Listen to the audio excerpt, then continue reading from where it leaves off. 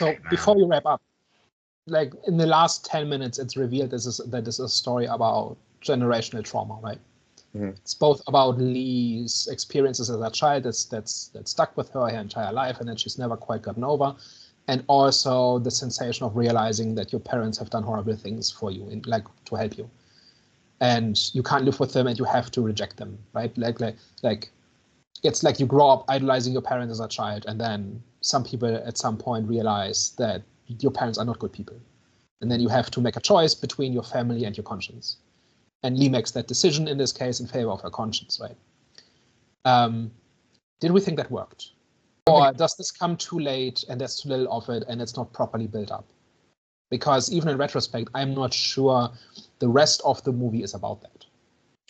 I feel like you can see signs of how she grew up. Again, I feel like it's intentional the way that she's socially awkward throughout the movie, and I feel like it's especially like with what Jonathan mentioned in terms of like the conversations that she's having with her mother and this and the other. You can see that there's like hints of, and I think it benefits from the second viewing, but there's hints of her being a little bit messed up by the way that she was sort of like brought up. And I feel like, again, it's quite intentional, like showing her sort of being introduced to sort of like Longlegs at the start of the movie and this and the other. It's just showing like, again, like her being sort of living sort of in a secluded area, like in the woods and stuff like that. I feel like there's enough in there to show how she is as a person. And then I feel like the reveal is this is why she is the way that she is as a person, basically. So for me, what about what about this idea of kind of realizing who your parents are and finding that terrible? That one comes a bit like we kind of see her growing. When we see flashbacks to her growing up, we can see that her mother raised her in a very secluded, strict way. It's not, I don't think it's stated, but you can imagine her homeschooling her, that sort of thing, just protect her from the world, right? Yeah. And then it turns out that she went so far as to kill people to protect her child because it was either her child or somebody else's child. And that, for me, like that theme, that idea, seemed to be come not exactly out of nowhere, but if that is the point of the movie, which it seemed to me to be, was there enough build up and was there enough to it?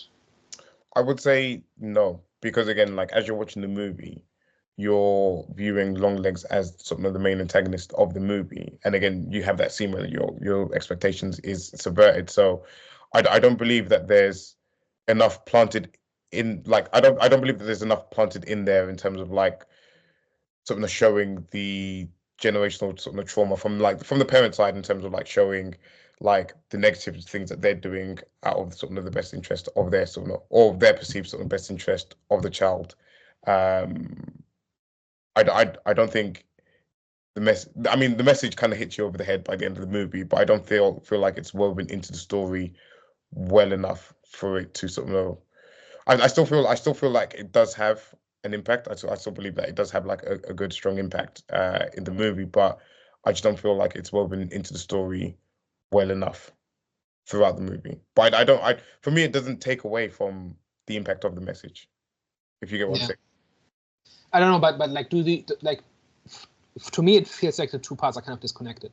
Not entirely, right? It's not like they're completely separate stories. Yeah. But like up to that point, even in retrospect, it doesn't seem to be a story about that topic, right? It kind of just it's like a twist ending, and like a lot of twist endings, it's not set up in a way where afterwards you can go in and can see the clues and see the signs, right?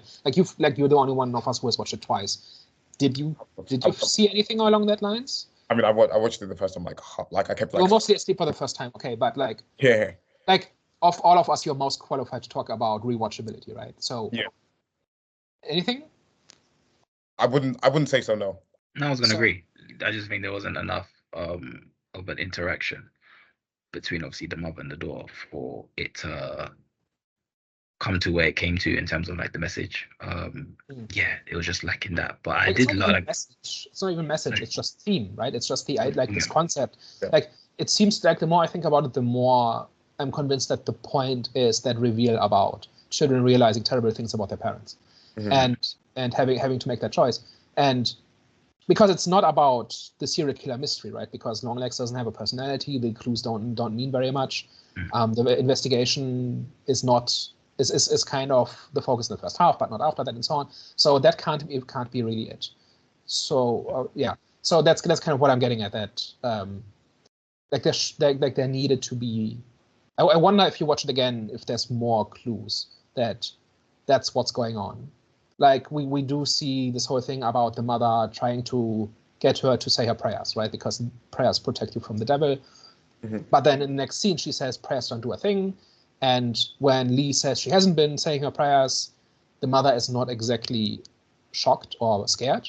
It's kind of it kind of comes across like, you know, like somebody who was raised like in a church environment and then lapsed as an adult, and the parents aren't happy about it, but it's not a disaster.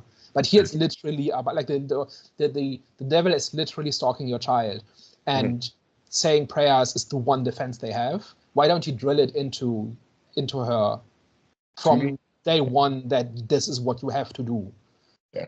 To me, how that came across was someone that had lost faith, or like had broken faith, or like someone that was like super religious their whole life, and then something traumatic's happened to them, and now that they're in sort of a situation and God is nowhere to be like found. So like, even though that was like how she's raised, and that's kind of like the default of like keep saying your prayers, this and the other, how she's like maybe like mentally telling herself how she should protect her child from like the devil, is saying her prayers, is like in actuality, I'm the one that has to go out there and actually sort of do these things to keep you protected from the devil. So where she's saying like the prayers don't do anything, it's because I have to go, like she has to go out there and physically save her daughter herself, where like, you know, praying isn't really doing anything for her.